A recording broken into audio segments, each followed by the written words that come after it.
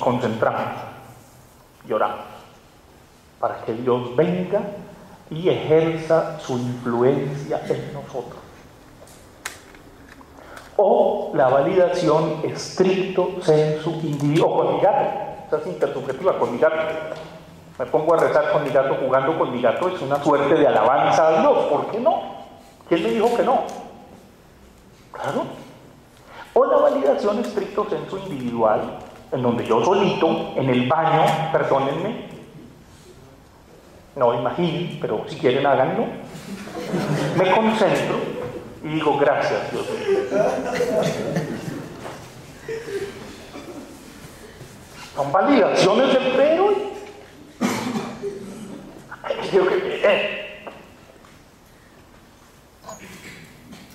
Y créanme, yo no sé si ustedes lo han hecho los jóvenes, pero ha habido momentos en donde yo en el baño me concentro y, ay Dios mío, gracias. Perdónenme, pero yo digo esto. De pronto ustedes solo van a la institucional, entonces solo es ante el Santísimo, pues, pero el Santísimo puede estar en muchas partes.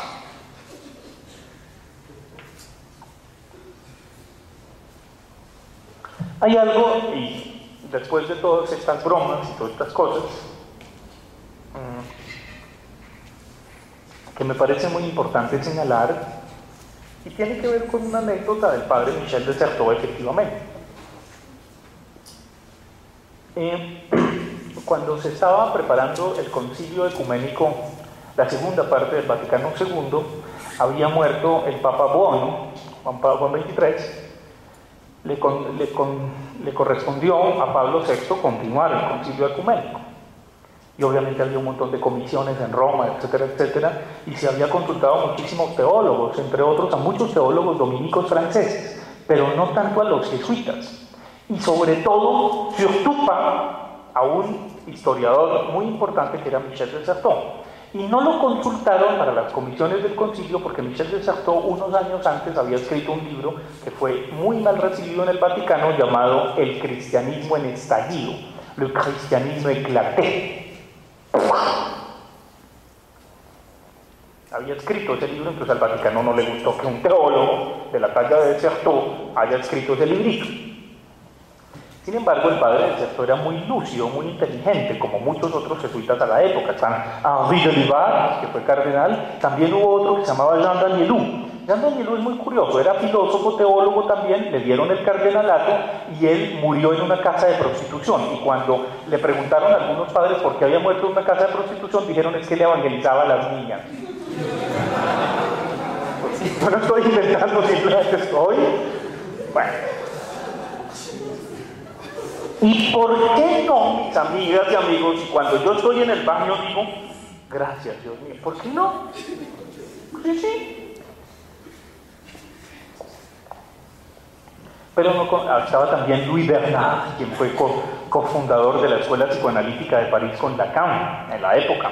Pero no consultaron a de Certeau. Pero tuvo un gesto muy lúcido, era muy inteligente Pablo VI, y llamó al padre Michel de Certeau. Eso lo pueden ustedes consultar en La debilidad de creer de Michel de Certeau, que acaba de ser traducido, lo encuentran en la Lerner y en otras librerías. Es un texto bellísimo, de donde saqué el epígrafe de Gershon Scholem: al mar no puedo ir desnudo, pero debo entrar en él desvestido. En realidad es una paráfrasis, porque el verso de Gershon Scholem es: a Dios no puedo ir desnudo, pero debo entrar en él desvestido. No sé cómo, pero es lo que dice de Certeau, citando a Gershon Scholem. Yo lo pongo con el mar porque para mí hay algo que significaría mucho esa totalidad extraordinaria del misterio. A mí me hace mucha falta el mar. Yo tengo que ir frecuentemente al mar porque si no me enloquezco en la ciudad. Porque eso es como Dios, realmente. Y ahí estoy, todo lo anterior es serio, pero eso es muy serio lo que le estoy diciendo en este momento. Por eso puse esa paráfrasis de Gershon Scholem con el mar.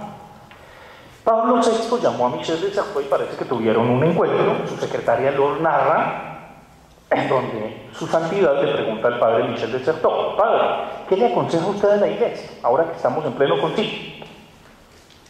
Y Michel de Certeau le respondió: su santidad, tal vez la iglesia deba renunciar a la tentación de hacer el bien.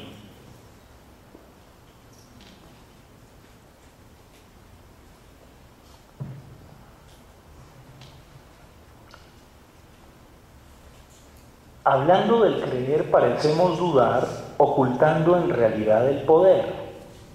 No hablando del creer parecemos no dudar, no ocultando sino el poder. Es muy interesante porque en una gran cátedra que tuvimos aquí en el Auditorio León de Greifel, que asistieron fielmente cada sábado por lo menos 1000 personas, se llamaba Creer y Poder, y ustedes pueden consultar las memorias, una colega, no amiga desafortunadamente, editó las memorias de esa cátedra. Ahí está una buena cuenta de ese Creer y Poder hoy, donde efectivamente establecimos desde muchas religiones la relación creer y poder. Poder y creer. Pero es interesante esa frase de desertó, de renunciar a la tentación de hacer el bien, porque efectivamente es muy harto esa vaina de hacerle el bien al otro. Puede ocultar una profunda arrogancia o puede ocultar una voluntad de poder feroz, espantosa. Y a nombre del bien y de Dios, repito, hubo campos de concentración, hubo guerras y las seguirá habiendo. Entonces puede ser una terrible tentación hacer el bien, entre otras cosas porque si uno es fiel al Evangelio, en el Evangelio se lee por allá en Mateo, ¿por qué me llamas bueno? Si bueno solo hay uno.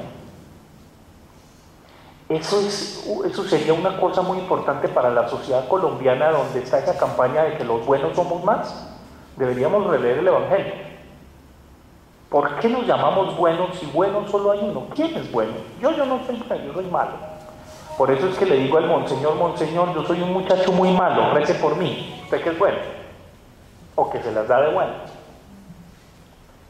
Y esto es importante porque en religión hay ese moralismo espantoso de quererle imponer mi Dios al otro, mi Dios decimos, en nuestro pordioserismo, y pretendemos hacerlo por su bien, mijito.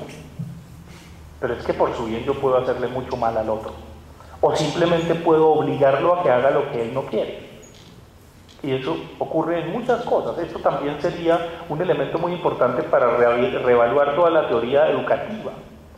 A veces uno cree enseñarle al otro. ¿Y quién soy yo para enseñarle al otro? En realidad a lo sumo aprendo del otro.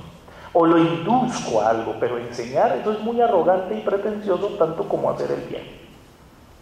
Y las religiones del libro han pretendido siempre hacer el bien. Y perdonen, sí, han hecho bienes, ha habido bienes, pero ha habido muchísimo mal. Bastaría leerse La puta de Babilonia de Fernando Vallejo, que no es un libro de ficción, es un libro basado en historias concretas, aterradoras, un poquitico romanesco, sí, pero con un rigor histórico extraordinario, haciendo el bien. Eso era por el bien, y todo es como subterfugio, ¿no? Como, no, hijito, aquí lo que hacemos es servir, pero envenenaban al otro cardenal. Y todavía hoy día hacer el bien es muy jodido, perdónenme, pero es muy arrogante eso que el Papa diga que el condón no es bien el SIDA, hace por su bien, imagínense el biencito. Como también es muy complicado lo de Monseñor Castrillón, siquiera lo lapidaron en el Vaticano, el presidente fue a verlo en su desayuno y en la Eucaristía que tuvo en su residencia privada en Roma, que es lo único que le va a quedar al pobre con una pensión de 3.000 euros, porque como así que no se dio cuenta a sus espaldas que el bendito señor de San Pío X era un negacionista, y no le dijo a tiempo a eso al Papa. Entonces nuestro pobre cardenal Castrillón, chao. O es estúpido o es un derechoso espantoso. No caben sino esas dos, perdónenme. Yo no hablo de posmodernidad, hablo de una condición postcristiana. Esto es espantoso para mí. Cuando digo condición postcristiana, estoy haciendo referencia a una situación contemporánea. Me refiero a una condición postcristiana y a una situación contemporánea en términos de Kierkegaard, de Søren Kierkegaard, el filósofo existencialista, que denunció a la iglesia luterana de su época y dijo algo que es fantástico. Dice, mire, eso es muy fácil ser creyente. con todo el poderío de la iglesia y con el cuento de que ya resucitó y todo lo tenemos asegurado, pues es muy fácil ser creyente en él. Lo único que hay que hacer es separarse de ese poderío de la iglesia para poder ser contemporáneo con Cristo. Ser contemporáneo con Cristo sería el equivalente existencial a imaginarse a un clochard, a un vagabundo de la calle que todo el mundo, nadie le cree, que dice que es Dios, y seguirlo a ver si soy capaz. Eso sí valdría la pena. Si yo no puedo hacer ese ejercicio de contemporaneidad, quédese en la iglesia y en la seguridad del Cristo Rey. Eso es grosso. Estoy sintetizando de una manera aterradora lo que Kierkegaard dice en su escuela del cristianismo y en esa noción de contemporaneidad. Entonces, cuando yo hablo de condición post-cristiana, es post-eclesión cristiana. ¿Sí? Ahí seguirá, evidentemente, y uno se hace amigo de los curas, y va a misa y todas esas cosas, y va a curar la vanidad. Pero en el fondo dice: muchas gracias, monseñor, rece por mí. Salvo si es un monseñor de esos como don Elder Camara, que repartía condones en la iglesia y le quitaron la mitra por eso, hizo hospital, hizo escuela, en medio de la gente miserable en Brasil. Eso sí, ese me gusta más. Pero el monseñor que tiene escolta, no, eso es chistoso, es que perdónenme, eso es un mal chiste. O que llega con francotiradores en su jet privado, sí, pero es que es la seguridad de un jefe de Estado. Sí, pero entonces que sea jefe de Estado y que no pontifique acerca del bien de la humanidad. Hablemos claro, es un poquito eso. Entonces me gusta la nota de protesta de las Naciones Unidas porque es hacia el jefe de Estado, no hacia el profeta de la humanidad. Y es un poco así como se recibe también, mientras que el Dalai Lama es como jefe espiritual. Hay que saber diferenciar esas categorías, porque entonces todos son servidores de servidores de servidores de servidores y andan en unas limusinas que tienen CSCD, que es Santa Città di Vaticano, y los romanos dicen si Cristo vede, si Cristo viera. Eso es un mal chiste, no hablemos de eso porque es que eso no tiene presentación ni aquí ni en Cafarnaúm. Y yo entiendo el poder de la historia, entonces eso es lógico. Pues uno hace su negocio donde puede, es lógico. Pero dijéramos, habría que pensar y eso también para las sectas protestantes, es absolutamente ridículo que el pastor Enrique Gómez, la esposa, viene con la camioneta Cherokee 4x4 y le dice: hermanos, aleluya, así como Dios bendice al pastor, a usted también los puede bendecir, y pasa ya el datáfono para el invierno. No, por Dios, eso es fantástico. Mire, hay dos negocios geniales que hay que hacer. Yo no sé qué hacemos en la universidad, que estamos perdiendo plata, Portillo. Tenemos que crear, es una iglesia de garaje y una universidad de garaje, ya no hablemos más. Con la labia que tenemos, mire, los diezmos llueven. Yo predico y usted lo recoge. Pues claro, pero amigos y amigas, eso es un negociado. Y de la educación pirata ese es otro, ahí complementamos, hacemos una universidad también. Bueno. Entonces, condición postcristiana, situación contemporánea, sería un poco eso, sería una condición de frescura, sabiendo que hay una institución, que hay identidad, todas esas cosas, obvio, ¿no? Ni más faltaba. Por ejemplo, reconozco, y se me hace muy interesante, que la iglesia diga que, bueno, eso está bien, que una segunda reelección del presidente atenta contra la democracia. Eso se me hace muy importante como institución social, ni siquiera abrieron la boca. Bien, aunque los callan los medios, obviamente. Eso estuvo bien, ¿no? Eso no quiere decir que no haya monseñores decentes. Hay otros que sudan grasa, no importa. ¿Sí? Bueno, ya cerrando paréntesis, entonces esa condición contemporánea es como diablos vivir sin Dios con mayúsculas en un mundo agnóstico, donde uno no está seguro, donde uno está al vaivén, donde hay incertidumbre, donde la verdadera vida está ausente. Tocaría religar deseo y creencia, falta y errancia. Y me parece que habría una vez más, volviendo a la idea de las flores del mal y de la insignificancia, cuando les hablé de la mancha de la salsa de la hamburguesa en mi chaleco, que si Dios no está ahí, entonces la mancha de la salsa de la hamburguesa en mi chaleco es superior a Dios. Hay algo que, eso yo les decía, que los místicos reconocían ahí también a Dios, aún a la pulga que no mataban, yo no sé, vivían llenos de piojos, muchos santos, y claro, los santos morales hedían, no olían, hedían a suciedad del incienso, obvio. Cuando morían la gente los quería descuartizar. Recuerden ustedes lo que pasó con Santo Tomás, que murió yendo por allá por el camino y entonces era un santo muy gordo. Y entonces los monjes donde murió cerca fritaron su cuerpo y vendían su grasa como reliquia de santidad. No es mentira. Grasita de santo, eso valía un montón. Pues claro, curaba muchas enfermedades. Pero me parece que creer sin Dios con mayúsculas, eso no quiere decir que no haya lo divino, que no haya la deidad, pero ya no es el Dios que no tanto es, que hace que haya choque de civilizaciones o por lo menos que tumben torres gemelas. Eso nos enfrenta mucho. No, un Dios con minúscula, donde la vida puede ser muy humana, pero al mismo tiempo divina, con minúscula. Me parece que hay una pista muy bella en San Juan de la Cruz y particularmente en algo que retoma de San Juan de la Cruz un escritor español contemporáneo, en un libro que él llama Las virtudes del pájaro solitario. Juan Goytisol es el escritor. Las virtudes del pájaro solitario es una novela sobre el SIDA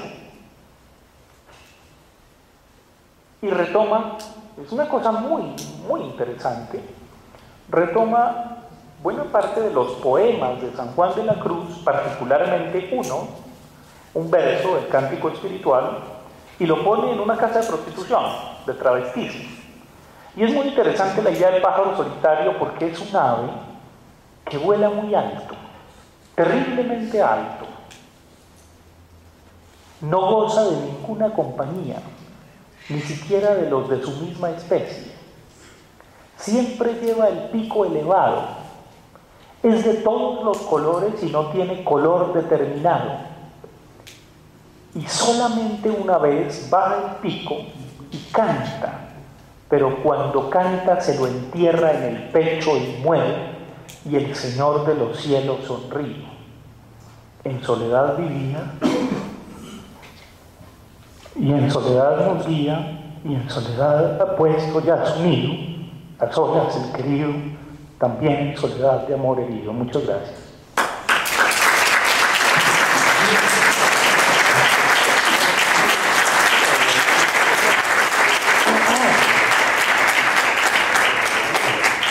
Creo que podemos prender las luces después del performance.